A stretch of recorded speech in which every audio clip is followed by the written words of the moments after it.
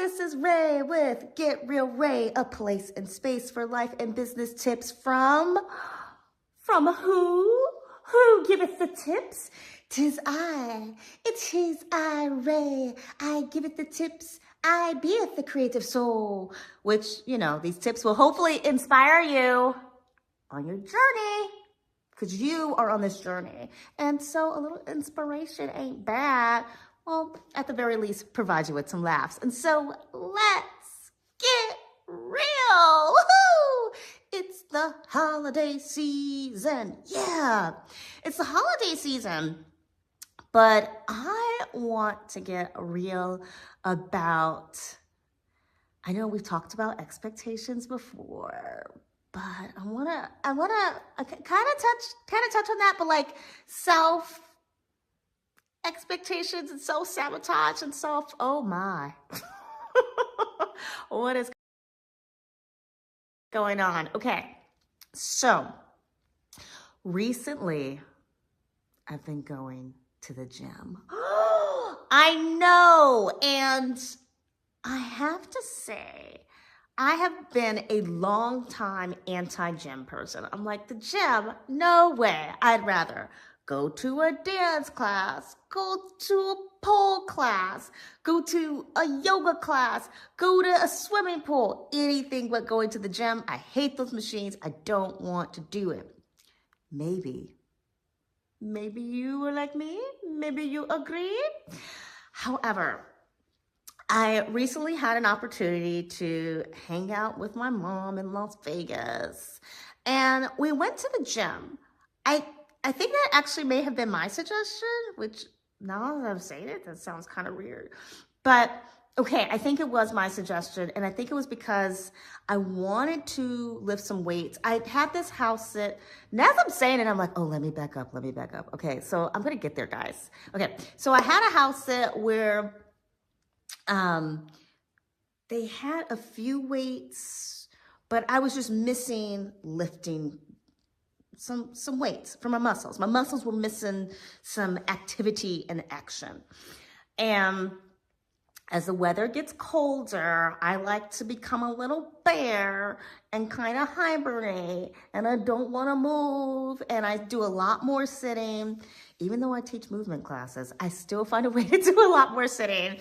And things just kind of become like achy, like, oh, it's cold, and oh, my hip hurts. It's cold outside. Oh, my calves hurt. Oh, I don't want to walk. I don't know. I'm just like extra lazy when it's cold. And so I said, let's go to the gym. And she said, cool, let's do it. And so we went to the gym a couple of days. I mean, I hung with her for like a week. So I think we went to the gym like 4 days or something, maybe 5. I don't really know. I could be lying on that whole timeline, but I feel like we went to the gym a lot, and I enjoyed myself. There were multiple barbells to choose from. I'm like, yeah, let's run the rack. Oh yeah, I got this. And I walked on the treadmill. She probably thought I was a snail because I was just walking uber slow, but slow and steady wins the race, so they say.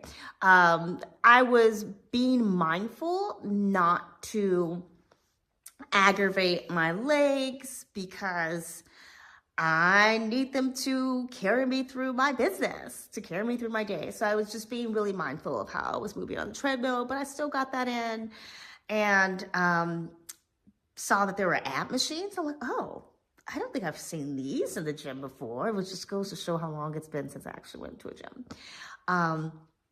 So yeah, I tried these different little ab machines, did some pull-ups, and I was feeling good. I was like, yeah, okay, this is great. And I loved it so much, and I was like, you know what? Maybe I should join a gym.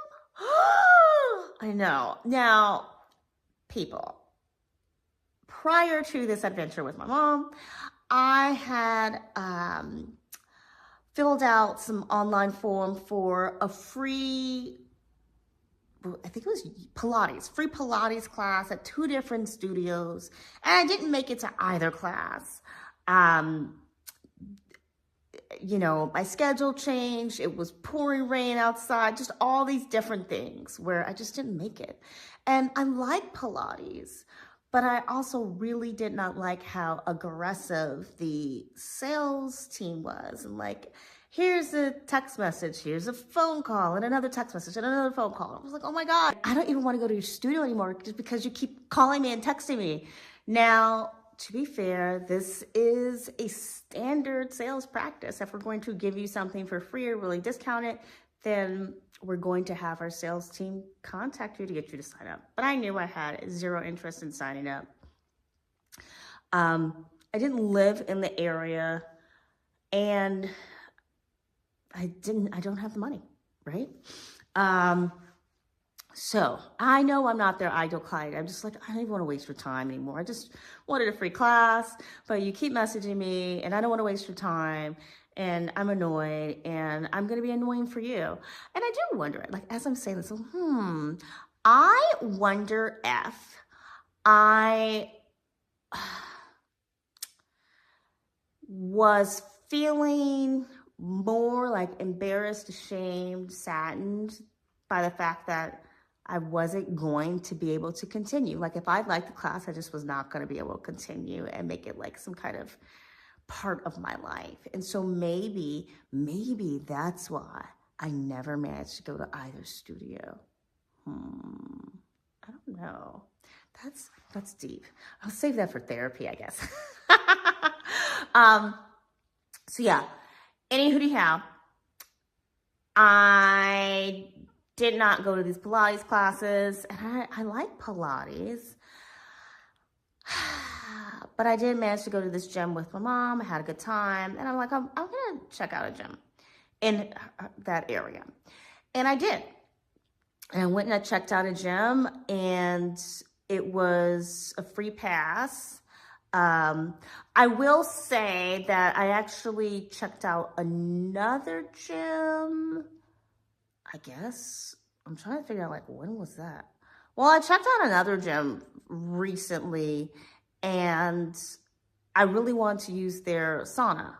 Like, I really like saunas, you guys. If you haven't been to a steam room or a sauna, you should really go. And when I was last in New York, I went to one, and it was just like, ooh, so elite. I mean, I wish I had the money to make that happen. Of course, also living in New York kind of helps with that. Everything was very sleek and fancy, and it was like date night for people. People were like, it's date night. Me and my boo were gonna go and do a cold plunge, and then we're gonna sit in the sauna, and then we're gonna go to the steam room. Back to the cold plunge, babe, and let's just hang out in the neutral pool and just be cute. I mean, there were couples, there were little girl teams there, the girls with the hanging with the girls, and then people would go and get their drinks and have dinner. Some were even like, oh, let's go get a massage. And I was like, oh, okay. Like, I wish this had been a thing when I was married or dating. That would have been amazing. But yeah, this is just a whole other level. And it wasn't expensive either. So anyway, I went to this other gym where they had a sauna and a steam room. So I guess I went to their steam room.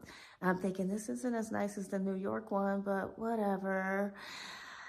And, people would finish working out with the weights or whatever, and they come into the steam room, and my brain is also thinking, this is a really small space. And then one guy comes in, and he shoots a booger out because, he was congested. But I'm just thinking, dang, bro, couldn't you have gone and gotten a tissue and handled that before you came into the steam room? So I was kind of grossed out. And I thought, oh, man, that pool didn't look great. You got guys coming in here shooting out boogers. I don't really know if I feel comfortable at this gym. Like, the gym is a disgusting place. I don't want to be a part of a gym. So fast forward, after the very positive experience at my mom's gym, I was like, let me go try this other gym. And I tried one, and I really liked it. There wasn't a steam room. There wasn't a sauna. There wasn't a pool. I was really bummed. I'm like, on your website it said, but I just went to the wrong location.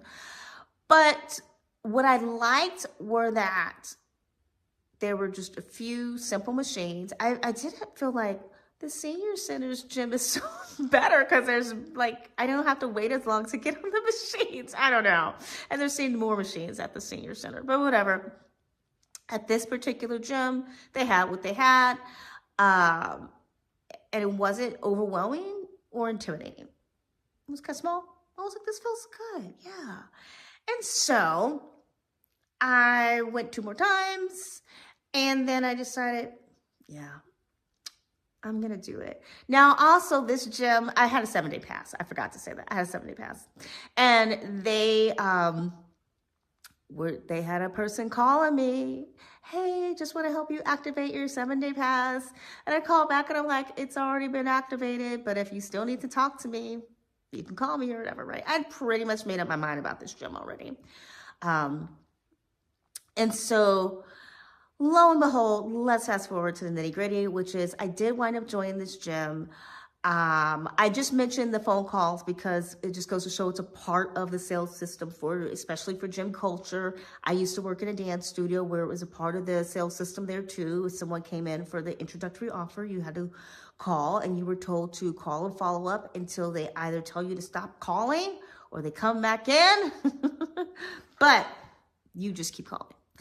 And I've never been a fan of that type of sales, which is probably why my sales are down because I'm not aggressive enough. But that's where you're supposed to have enough money to hire a really good salesperson to be aggressive for you. Hey, if you would like to be my really aggressive salesperson and you want to work off commission, because I can't pay you right now, then, message me in the comments below. Okay, so I joined the gym. I'm feeling good.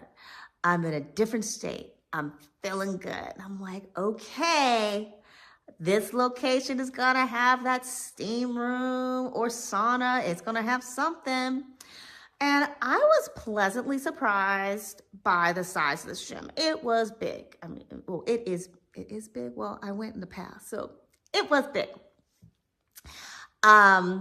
I was also surprised to see that the sauna was directly connected to the changing room. And so this was my first time being in a sauna where it was just women only. I was like, oh, okay.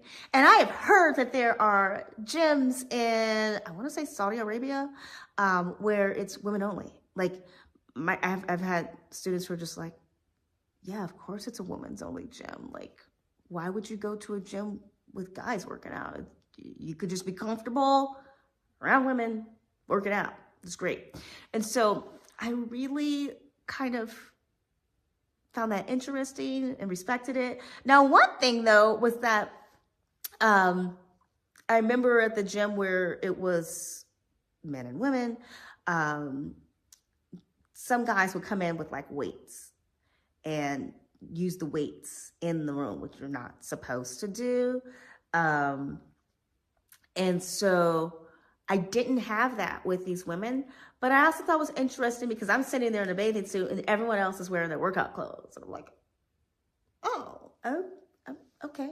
Like, no one's even in shorts. Like, all right, that person's got on like long sleeves and sneakers. Okay. And it wasn't this idea of someone's doing this just so they can sweat more. It was really, they just finished working out.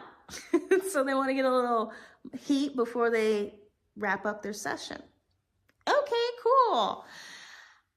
And when I went back to a different location, I saw that there's a sign that says, wear a swimsuit, wear flip-flops, don't wear sneakers in there.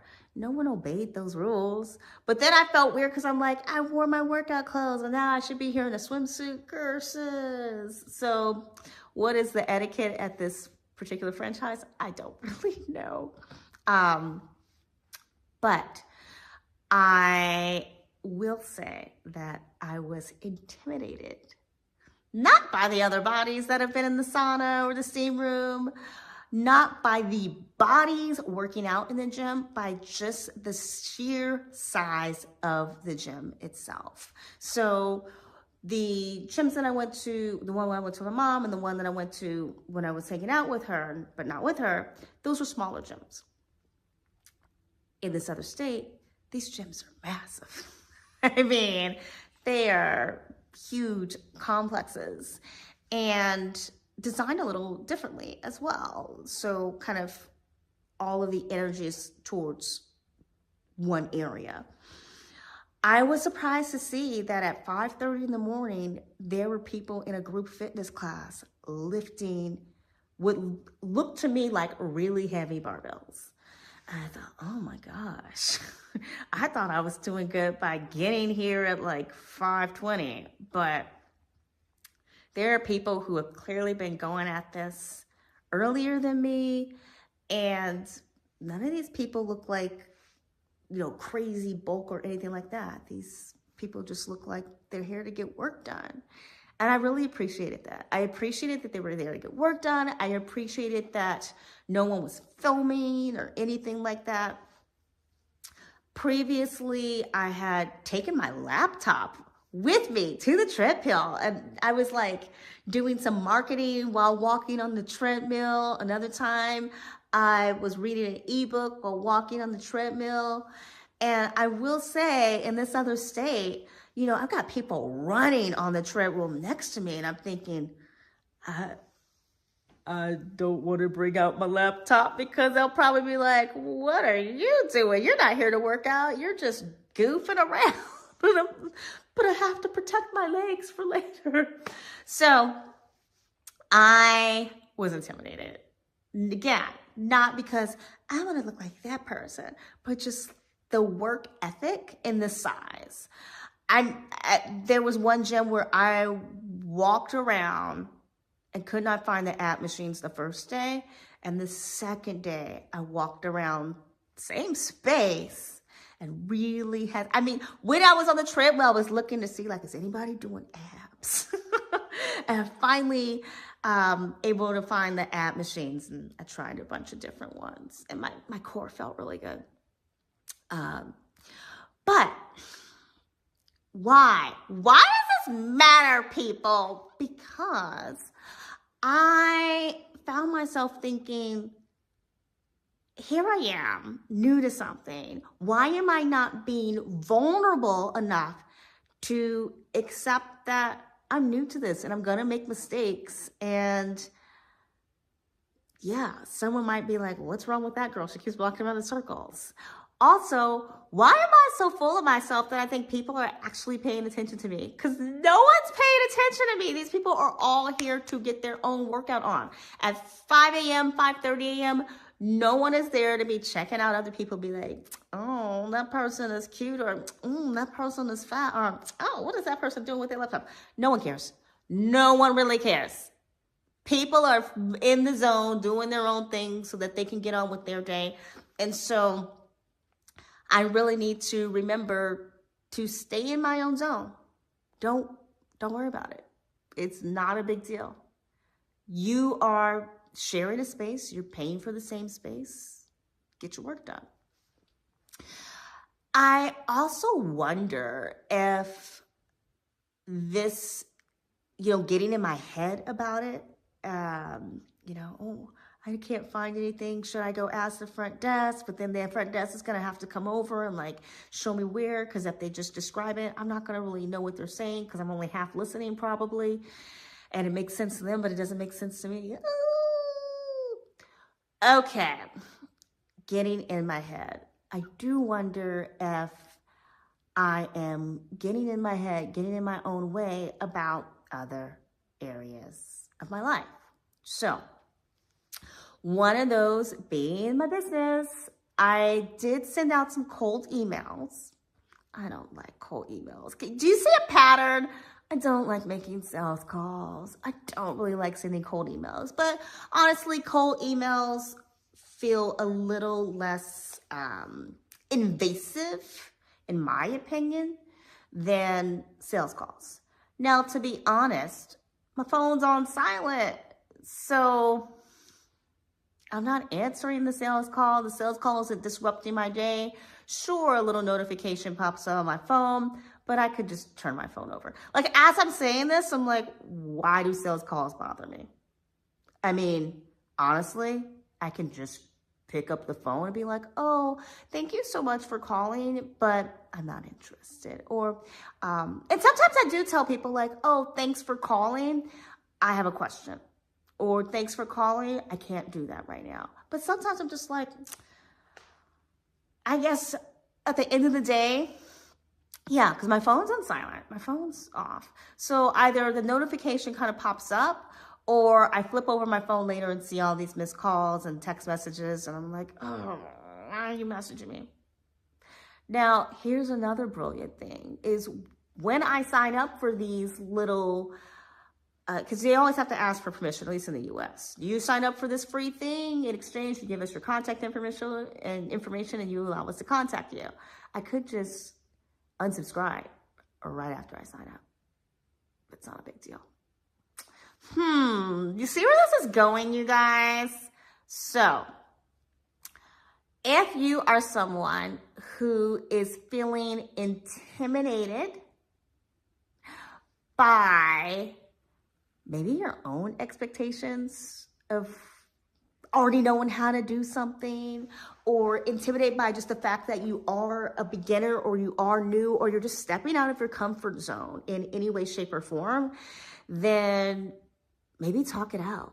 Talk it out, walk it out, work it out. Oh, yeah. Because as I'm talking through this, I'm like, why on earth was I so all up in my head? Like, what was I thinking? Part of it's just like, let me get back to that gym and finish my workout. But I'm not going to do that right now. I am going to accept that I'm going to be a beginner in one of those classes. I'm paying for it, so I might as well take a class. I am going to accept that this gym does offer a free personal training session, and I am an adult. I'm strong enough to say I will not be signing up, but thank you, because they're going to want to get me to commit to personal training lessons. I have to remember that I'm not a bad person for saying no. That's so crazy, right? But I'm not, and neither are you. You are not a bad person for saying no. And I do realize in some cultures, saying no seems like the rudest thing ever. Like, no, you don't say no. That is so rude. But I guess there's different ways you can say no. You don't have to use those 2 letters if you don't want to. But I think that I feel silly. I feel silly for being intimidated. And what's up with me resisting these sales things? Okay, so there's a part of me that just kind of thinks, ooh, sales, dirty. And I guess that also goes along with, at least in the US, there's this whole like, oh, I'm so tired of being sold to. You can go on YouTube right now and search up influencer backlash, and you're going to see tons of videos of people talking about how they are tired of their favorite influencers, trying to convince them to shop because they don't have money, or their influencers complaining about how they didn't get a free meal, or they can't afford this handbag or something like that, right? Blah, blah, blah, blah. No one cares. Well, I guess the people who originally followed them must have cared at some point, but I don't care. But anyway, the whole idea that just because, the whole idea that we're being kind of sold to all the time, but honestly, just because you're being sold to doesn't mean you have to buy. Doesn't mean you have to be emotionally invested. Why are we getting so angry about the fact that influencers are selling to us? Why? I mean, if you're tired of listening to an influencer complain about they can't buy or they want to buy, or you should buy, you could unfollow that influencer. You can just mute them on your feed for a while. You don't have to post a negative comment. You're so out of touch with reality. Like, you're not educating them, really. And weren't you following them because you want to hear what they said about XYZ? Now, I don't use a lot of social media anymore. So I don't use TikTok or Instagram or Facebook or Snapchat. None of that. However, I am big on podcasts. Sometimes with music, I'm like singing along, very distracting. And classical music very much helps me with work. But sometimes I'm like, I don't want to hear that right now. I just want to hear people. I want to hear instruments. I want to hear people. And so my mom did get me hooked on these Korean dramas on YouTube, where it's just these crazy stories. I married my husband, but he passed away early. And my mother-in-law said that she was now going to take the house that my husband left me, and she made me clean for her, and she tried to feed my child to the dog. Like, what? These stories are so crazy. They start out in some realm of realism, and then some of them are just ridiculous. But by the end of the story, the person who's being done wrong always like gets a lot of money or owns the company or whatever, and proves to the people who are being mean that they are now in charge, they're the boss, and they can buy whatever they want. These stories, oh my gosh, they are fun.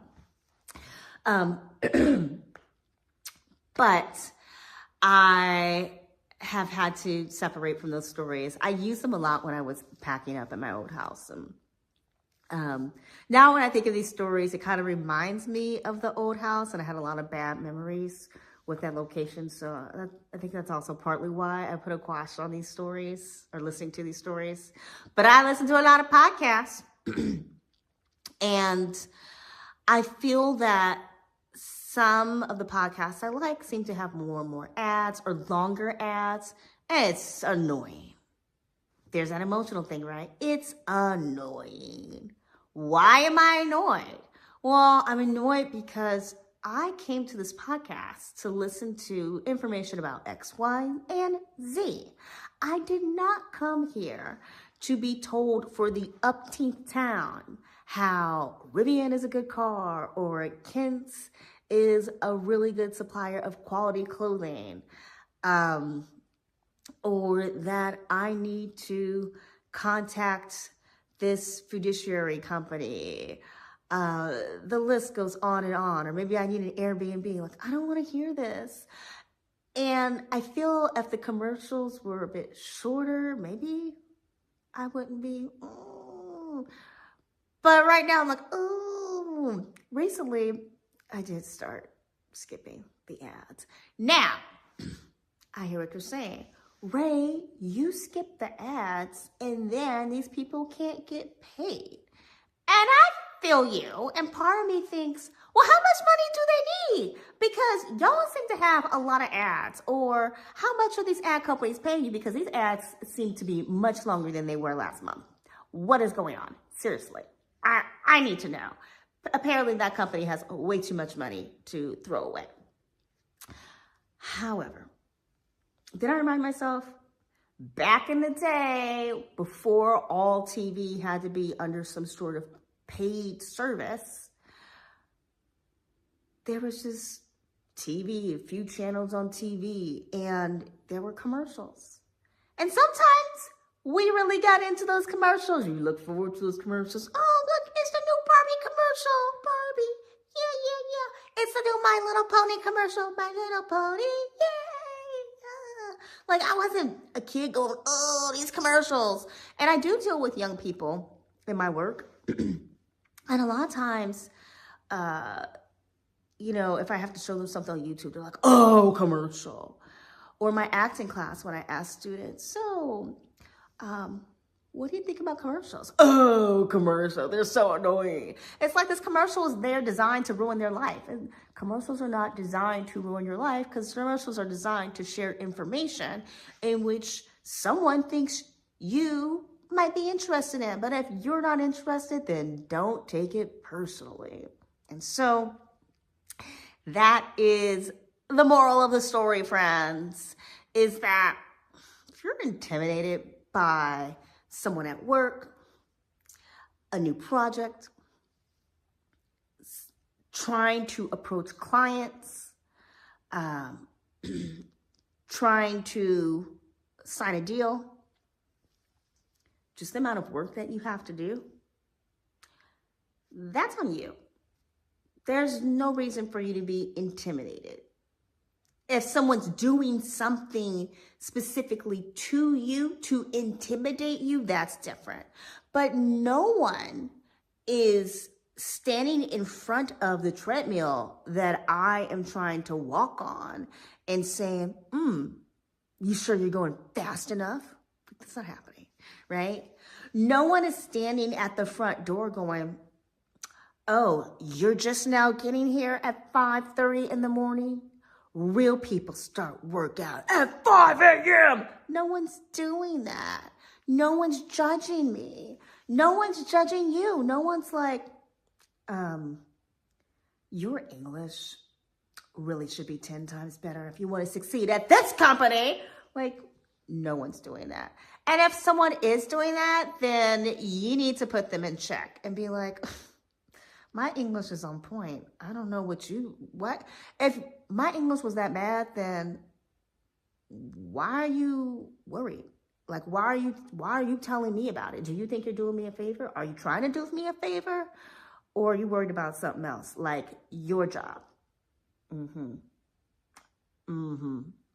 Okay. Now, I mentioned English because I do have a number of friends who, at times they're like, oh, is my English good enough for this job? I had one woman tell me her daughter didn't want for this woman to meet the daughter's friends because she didn't think her mother's English was good enough. And this daughter was not even a proper teenager yet, like preteens. I was like, what? Oh, no. No, that is not okay. And that's a whole separate video, friends. But we had a talk, me and this woman had a talk about how there are people who have heavy accents were told, no, you're not going to be anything. And they're some of the biggest celebrities, named stars in the world now, making tons of money, doing what they love to do, still having that same accent.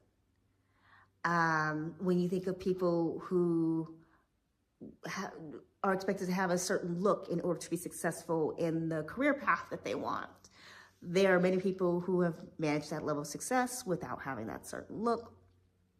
And so they didn't let anybody intimidate them. So you can't let anybody intimidate you.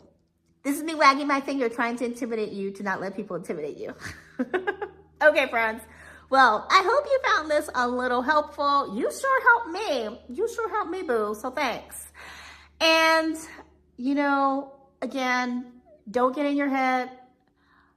Don't be intimidated. That's your own emotional feeling. You need to figure out why it is that you're feeling that way. You can talk it out loud. You don't have to call a therapist. That costs money. If you have a therapist, you can go over it with them. You can just record a video for YouTube and be like, I want to respond to Ray because I want to know if I'm in my head, and just talk it out. And you'll probably figure out whether or not you're in your head or not. Or you can talk it out and then you can send the video to me. Put it in the comments and I will respond to you. Yay. All right, my friends. Well, I hope you found this somewhat helpful. As I am wrapping up this video, I think I'm going to go make some more, send some more cold emails for marketing because I no longer feel intimidated. So until next time, peace.